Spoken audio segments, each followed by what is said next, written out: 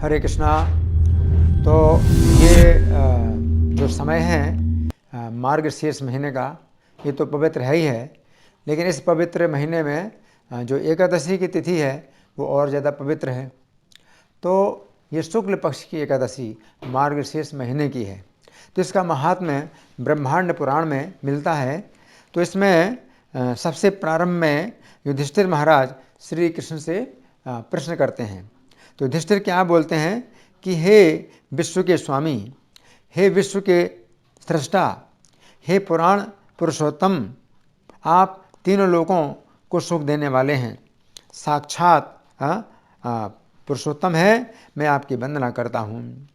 वंदे विष्णु प्रभु साक्षाल लोकत्रय सुखप्रदम विश्वेशम विश्वकर्तारम पुराणम पुरुषोत्तमम।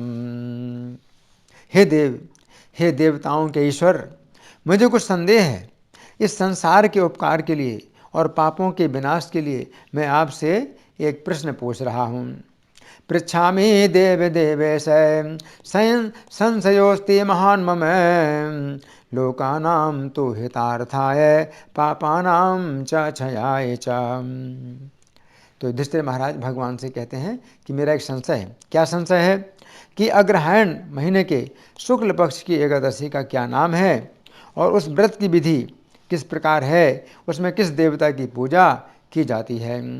मार्गशीर्षे स्थिते पक्षे किं नाम एकादशी भवेत् कीदृशस्य विधिस्तस्य को देवस्तत्र पूज्यते।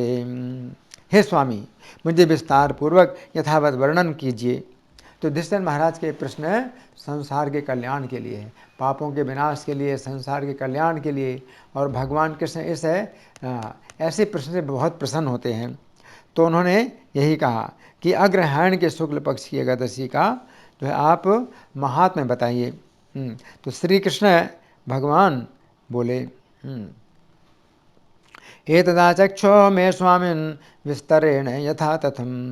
तो श्री कृष्ण बोले, हे राजन, तुमने अच्छा प्रश्न किया है, इसी कारण तुम्हारा विपुल यश संसार में फैल रहा है। सम्यक पृष्ठम त्वया राजन साधुते विपुलम यशः। हे राजन, मैं तुम्हें इस एकादशी की कथा, इसका महात्म्य बताऊंगा।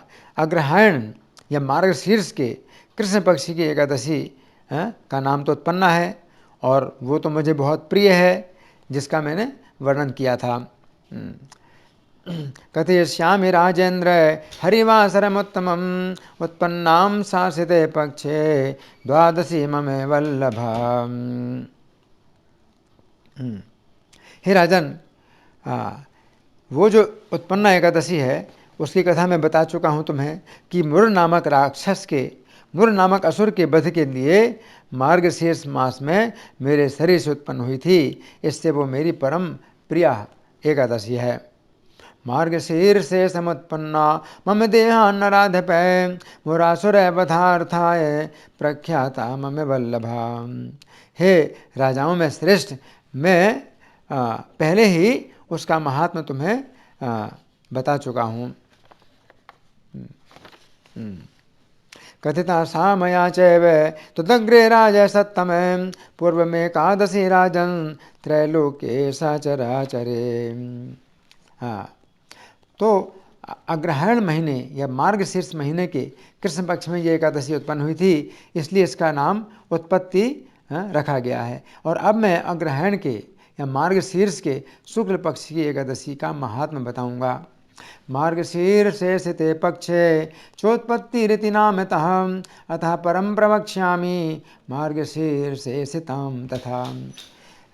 इस एकादशी का नाम मोक्षदा है और यह संपूर्ण पापों को हरती है।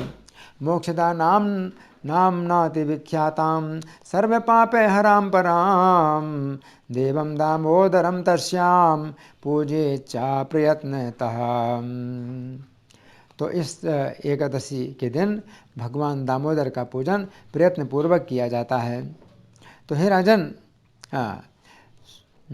इसमें तुलसी की सुंदर मंजरी और धूप दीप से भगवान दामोदर का यत्न पूर्वक पूजन किया जाता है।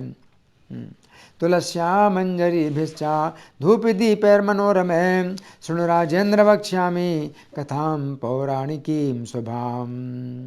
तो अब हे राजन, मैं पुराण की शुभ कथा कहूँगा, जिसमें अग्रहायण या मार्गशीर्ष के शुक्ल पक्षी एकादशी का महात्म्य है। इस कथा को सुनने मात्र से वाजपेयी यज्ञ का फल प्राप्त होता है, और जिसके माता पिता अथवा पुत्र अधोगति में चले गए तो इस एकादशी के प्रभाव से वे भी उस अधोगति से छूट जाते हैं। यस्या श्रवण मात्रेण वाजपेय फलम भवे अधोगतिम गता ये वै पितृमात्रे सुतादयः। तो इसके प्रभाव से निस्संदेह है उनको शुभ गति प्राप्त हो जाती है। इस कारण इसकी महिमा को श्रवण करो। अस्या पुण्य प्रभावेण स्वर्गम यान्ति न संशयः एतस्मात् कारणात् राजन् महिमानं शृणुष्व तन्। एक सुंदर चंपक नगर में जहाँ वैष्णव रहते थे, वहाँ राजाओं में श्रेष्ठ पुत्र के समान प्रजा का पालन करने वाले राजा वैखानस नाम के थे। एक राजा थे वैखानस नाम के। चंपके नगरे रम्ये वैष्णवेषु विभूषिते वैखानसेति जर्षि पुत्रवन् पालयत् प्रजाम्। उस नगर में चारों वेदों के जानने वाले ब्राह्मण निवास करते थे और राजा वैखानस राज्य करते थे। एक दिन राजा ने रात्रि में स्वप्न देखा। द्विजाश्चान्यवसन् तत्र चतुर्वेद परायणाम् एवं स राज्यं कुर्वाणो रात्रौ तु स्वप्न मध्यतः। तो राजा वैखानस ने रात्रि में स्वप्न देखा। क्या देखा? अपने पिता को नरक में देखा। तो आश्चर्ययुक्त होकर के आंसू भरे नेत्रों से वो जो है अब सवेरे ब्राह्मणों को अपना सपना सुनाने लगे। ददर्शजन कम स्वम तो अधो योनि गतम नृपः एवं दृष्ट्वा तुतम सम तत्र विस्मयोत्फुल्लोचनः। तो सब ब्राह्मणों के आगे स्वप्न बताने लगे कि हे ब्राह्मणों, मैंने अपने पिता को नरक में देखा है। कथयामास वृत्तान्तं द्विजाग्रे स्वप्न संभवम मया तो स्वापिता दृष्टो नरकम पतितो द्विजा। तो राजा वैखानस बहुत चिंतित हो गए। क्यों? क्योंकि देखिए, जिस नगर में वो राज्य करते थे तो वो बहुत सुंदर नगर था और वैष्णव लोग निवास करते थे। वहाँ सभी प्रजा जो है वैष्णव थी हैं, और राजा भी जो है अपनी प्रजा का पुत्र के समान पालन करते थे। तो वैष्णवों का अगर पालन करे राजा तो उसका तो और ज़्यादा उसका जो है मतलब धर्म बढ़ता है और उसकी भक्ति बढ़ती है। तो ऐसे पवित्र राजा के पिता नरक में हों तो बड़े आश्चर्य की बात है। तो राजा बहुत चिंतित हो गए। तो राजा ने ऐसा कहा, ब्राह्मणों से कहा कि मैंने अपने पिता को नरक में देखा है और मेरे पिता ने मुझसे कहा कि हे पुत्र, मेरा तू उद्धार कर दे, मैं अधो योनि को प्राप्त हो गया हूँ। तारयस्वेति मां तात अधो योनि गतं सुत इति ब्रुवाणं स तदा मया दृष्टः पिता स्वयं। हे ब्राह्मणों, जब से मैंने पिता को ये कहते हुए देखा, तब से मुझे सुख नहीं मिल रहा है। ये मेरा विशाल राज्य और सुख में मुझे असह्य हो रहा है। मतलब इतना दुख हो रहा है, इस राज्य से भी मुझे दुख मिल रहा है और इतना दुख मिल रहा है कि मैं सहन नहीं कर सकता हूँ, असह्य दुख हो रहा है। तदा प्रभृति भो विप्रा नाहं शर्म लभामहे एतन् राज्यं मम महन् असह्यम असुखम तथा। मेरे जितने घोड़े हैं, हाथी हैं, रथ हैं, ये सब मुझे अच्छे नहीं लगते हैं। कोष से भी मुझे सुख नहीं मिल रहा है। इसलिए अब किसी भी प्रकार से जो है मुझे इस दुख से छूटना है। अश्वागजा रथाश्चैव न मां रोचन्ते सर्वथा न कोशोऽपि सुखायति न किंचित् सुखदं मम। हे श्रेष्ठ ब्राह्मणों, स्त्री और पुत्र मुझे कुछ भी अच्छा नहीं लगते हैं। मैं क्या करूं? मैं कहाँ जाऊं? मेरा शरीर जल रहा है। न दारा न सुता मह्यम रोचन्ते द्विजसत्तमां किं करोमि क्व गच्छामि शरीरम में तु दह्यते। हे विप्रो, दान, व्रत, योग, कोई भी ऐसा उपाय बताओ जिससे मेरे पिता को मुक्ति प्राप्त हो। कहाँ से मुक्ति प्राप्त हो? अधो योनि से मुक्ति प्राप्त हो। दानमृतं तपो योग ये नैव मम पूर्वजा मोक्षमायान्ति विप्रेन्द्र तदेव कथयन्तु मे। जिसका पिता नरक में पड़ा हो, उस बलवान पुत्र के जीवन से क्या फायदा है? उसका जन्म तो व्यर्थ हो गया है। किम तेन जीवता लोके सुपुत्रेण बलीयसां पिता तो यस्य नरके तस्य जन्म निरर्थकम। तब ब्राह्मण बोले कि हे राजन, यहाँ से समीप ही पर्वत मुनि का आश्रम है। हे राजन, वे भूत भविष्य सब जानते हैं, आप वहाँ पर जाइए। पर्वतस्य मुनेरत्र आश्रमो निकटे नृपे गम्यतां राजशार्दूल भूतं भव्यं विजानतः। तब वैखानस राजा इस बात को सुनकर के ब्राह्मणों सहित और प्रजाओं सहित जहाँ पर्वत मुनि का आश्रम था वहाँ पर गए। तेषां श्रुत्वा ततो वाक्यं वैखानो राजसत्तमः जगाम तत्र यत्रासौ आश्रमे पर्वतो मुनिः। वो पर्वत मुनि का आश्रम कैसा था? बिल्कुल शांत, ब्राह्मणों और जो विद्वान मुनि थे उनसे सुशोभित था। वहाँ मुनियों के सहित दूसरे ब्रह्मा के समान पर्वत मुनि विराजमान थे।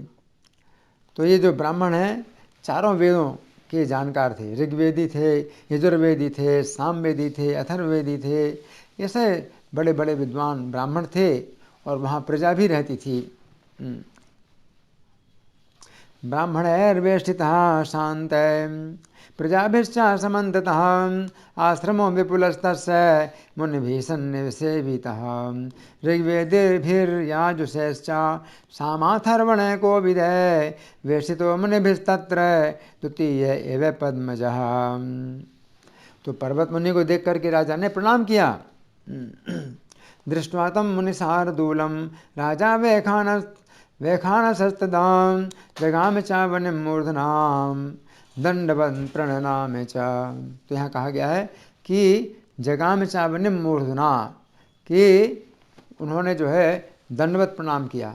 कैसे? सिर से, जमीन में जो है लेट करके, डंडे के समान लेट करके प्रणाम किया। मुनि ने सातों अंगों का कुशल पूछकर राजा से कहा कि तुम्हारे राज्य में कोई कंटक तो नहीं है, राज्य में सुख शांति तो है। पप्रच्छ कुशलम तस्य सप्तस्वंगे स्वसौ मुनिः राज्ये निष्कंटकत्वं च राजसौख्य समन्वितम। तब राजा ने कहा, हे मुनि, आपकी कृपा से सातों अंगों में कुशल है। विभव और ऐश्वर्य अनुकूल होने पर भी कुछ विघ्न उपस्थित हो गया है। तब प्रसादान भो विप्र कुशलम मेंग सप्तके विभवेष्वनुकूलेषु कश्चिन् विघ्न उपस्थितः। हे मुने, मुझे संशय है, इस कारण मैं आपसे पूछने आया हूँ। राजा का वचन सुन करके पर्वत मुनि जो है ध्यान में अवस्थित हो गए। एतन्मे संशयं ब्रह्म प्रष्टुं त्वां च समागतः एवं श्रुत्वा नृपवचः पर्वतो मुनि सत्तमः। तो राजा ने जब ये कहा कि मैं कुछ संशय पूछने आया हूँ, तो पर्वत मुनि ध्यान में अवस्थित हो गए। इसका मतलब है कि राजा अपना संशय भी नहीं बता पाए और पर्वत मुनि उनके संशय को समझ गए। तो ध्यान में अवस्थित होकर के नेत्र मूंद करके भविष्य का विचार करते हुए एक मुहूर्त तक ध्यान किया और पर्वत मुनि समझ गए कि राजा के संशय का क्या उत्तर है। ध्यानस्ते मित नेत्रोऽसौ भूतं भव्यं यचिन्तयन् मुहूर्तमेकं ध्यात्वा च प्रत्युवाच नृपोत्तमम्।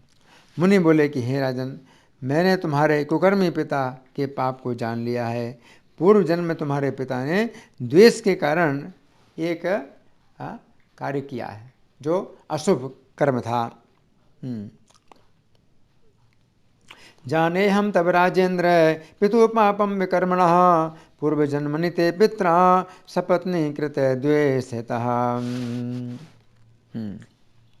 तो हे राजन, एक स्त्री में आसक्त होकर के दूसरी स्त्री ने ऋतुदान मांगा राजा से और कहा कि मेरी रक्षा करो, लेकिन तो भी तुम्हारे पिता ने उसके ऋतु को भंग कर दिया। कामासक्तेन च कस्या ऋतुभंगः कृतः स्त्रिया त्राहि देहेति जलपन्त्या ऋतुदानम नराधिप। और तुम्हारे पिता ने इतने आग्रह पर भी उसे ऋतुदान नहीं दिया, इस पाप से तुम्हारे पिता नरक में चले गए हैं। तेन वै तव पित्रा तो न दत्तो ऋतुराग्रहान् कर्मणा तेन सततम नरके पतितो ह्ययम्। तो ये भी एक जो है बहुत बड़ा कुकर्म होता है कि जब स्त्री ऋतुमती होती है और संतान उत्पन्न करने के योग्य होती है, उस अवस्था में वो अपने पति से अगर ऋतुदान मांगे और पति उसको ऋतुदान ना दे तो, और इसका कारण क्या था कि जो दूसरी पत्नी थी तो द्वेष करती थी इस पत्नी से, और राजा उस पत्नी में आसक्त हो गया, तो उस एक पत्नी का पक्ष लेकर के दूसरी पत्नी से राजा ने द्वेष किया और उसको ऋतुदान नहीं दिया, इस कारण से उसको नरक की प्राप्ति हुई है। तो राजा ने कहा कि हे मुने, किस व्रत और दान के करने से मेरे पिता का उद्धार होगा, उस उपाय को मुझे बताइए। केन व्रतेन दानेन मोक्षस्तस्य भवेन् मुने निर्यात पाप संयुक्तात् तन्ममा चक्षु पृष्ठतः। तो मुनि बोले, अग्रहण शुक्ल पक्ष में मोक्षदा नाम की हरि तिथि होती है, तुम सब लोग उसका व्रत करो और पिता को वह पुण्य दान कर दो। मार्ग स्थिते पक्षे मोक्षा नामनि हरे तिथि सर्वैस्तु व्रतम कृत्वा पितृ पुण्यम प्रदीयताम। उस पुण्य के प्रभाव से उनको मोक्ष प्राप्त होगा। तब मुनि का वचन सुनकर राजा अपने महल में आ गए। तस्या पुण्य प्रभावेण मोक्षस्तस्य भविष्यति मुनिर्वाक्यम ततः श्रुत्वा नृपः स्वगृहम् आगतः। तो राजा के साथ जितने ब्राह्मण थे वो भी गए थे और प्रजा भी गई थी। क्यों? क्योंकि राजा इतने धर्मात्मा थे, इतने महान भक्त थे कि उनके जो मंत्री जितने ब्राह्मण थे वो राजा के साथ गए और राजा के सुख में वे अपना सुख मानते थे, राजा के दुख में वे अपना दुख मानते थे।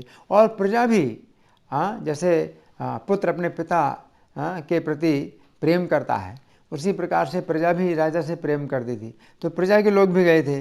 तो अब राजा मुनि का वचन सुन करके अपने महल में आए। तस्या पुण्य प्रभावेण मोक्षस्तस्य भविष्यति मुनिर्वाक्यम तथा श्रुत्वा नृपः स्वगृहम् आगतः। तो हे राजा युधिष्ठिर, जब राजा वैखानस को अगहन की एकादशी प्राप्त हुई, यानी आज के दिन मार्गशीर्ष महीने की शुक्ल पक्ष की एकादशी आई, तब राजा ने स्त्री पुत्र सेवक और संपूर्ण रनिवास के सहित उसका व्रत किया। आग्राहणिकीं शुक्ला आग्रहायणिकीं शुक्ला प्राप्ता भरत सत्तम अंतापुरचर सर्वे पुत्रैर्दारे तथा नृपः। तो राजा ने अपने पुत्रों के साथ, अपनी स्त्रियों के साथ, सेवकों के साथ, संपूर्ण रनिवास के साथ क्या किया? विधिवत एकादशी का व्रत किया, उसका पुण्य अपने पिता को दे दिया। तो पुण्य देने से आकाश से फूलों की वर्षा होने लगी। व्रतम कृत्वा विधानेन पुण्यम दत्त्वा नृपायतन तस्मिन् दत्ते महापुण्ये पुष्पवृष्टि रभूद्दिवः। तो उस पुण्य से वैखानस के पिता देवदूतों से प्रशंसित होते हुए स्वर्ग को चले गए और आकाश से राजा वैखानस को स्पष्ट शब्दों में ये बात उनके पिता ने कही। वैखानस पिता तेन कथा स्वर्गम स्तुतो गणे राजानम अंतरिक्षाच्च शुद्धाम गिरम अभासत। तो यहाँ पर बताया गया कि राजा जो है नरक से स्वर्ग चले गए। तो वैसे तो हम स्वर्ग की प्राप्ति को ही बड़ा लाभ नहीं मानते, लेकिन यहाँ पर हमें समझना है कि राजा नरक से जब स्वर्ग में चले गए तो स्वर्ग में अब वे भक्ति के कार्यों में लगेंगे और स्वर्ग से फिर और ऊपर वैकुंठ में ही जाएंगे। तो इसलिए मोक्ष इसमें जो बताया गया है कि वो उनका मोक्ष हो गया। तो मोक्ष का मतलब ये है कि केवल नरक से ही मोक्ष नहीं हुआ, बल्कि उनका जन्म मृत्यु के संकट से भी उद्धार हो गया और वो वैकुंठ चले गए। तो हालांकि वैकुंठ सीधे नहीं गए, स्वर्ग होते हुए वैकुंठ जाएंगे। तो अब राजा को जो है स्वर्ग चले गए और अपने पुत्र को उन्होंने स्पष्ट शब्दों में कहा। तो राजा के स्पष्ट शब्द सुनाई पड़े, अपने पुत्र को यानी राजा वैखानस को स्पष्ट शब्द सुनाई पड़े। क्या शब्द थे? हे पुत्र, सदा तुम्हारा कल्याण हो। ये कहने के बाद राजा के पिता स्वर्ग को चले गए। इस प्रकार ये इस मोक्षदा नामक एकादशी का व्रत बड़ा ही पवित्र है। सत्यस्तु ते पुत्र सदे त्युक्त्वा सात्रिदिवं गतः एवं यह कुरुते राजन मोक्षदे एकादशी में माम। जिन लोगों ने इसका व्रत किया है तो उनके पुण्यों की संख्या हम नहीं जानते हैं। स्वर्ग और मोक्ष प्रदान करने में ये एकादशी चिंतामणि के समान है। पुण्य संख्याम तो तेषां वै न जाने हम तो यह कृताम चिंतामणि समाहेसा स्वर्ग मोक्ष प्रदायिनी। तो ये ब्रह्मांड पुराण के अंदर जो मार्गशीर्ष शुक्ल एकादशी व्रत का महात्म्य बताया गया है, तो ये मैंने आपको पढ़ के सुनाया है। इति श्री ब्रह्मांड पुराणे मार्गशीर्ष से शुक्ल एकादशी व्रत महात्म्यम समाप्तम। तो ये जो एकादशी है ये बहुत ही पवित्र है और इसी दिन महाभारत का युद्ध प्रारंभ हुआ था। तो ये जो है मोक्षदा एकादशी भी कहलाती है और ये तिथि गीता जयंती की भी तिथि कहलाती है कि आज के दिन भगवद गीता का भगवान ने उपदेश दिया था। धन्यवाद। हरे कृष्णा।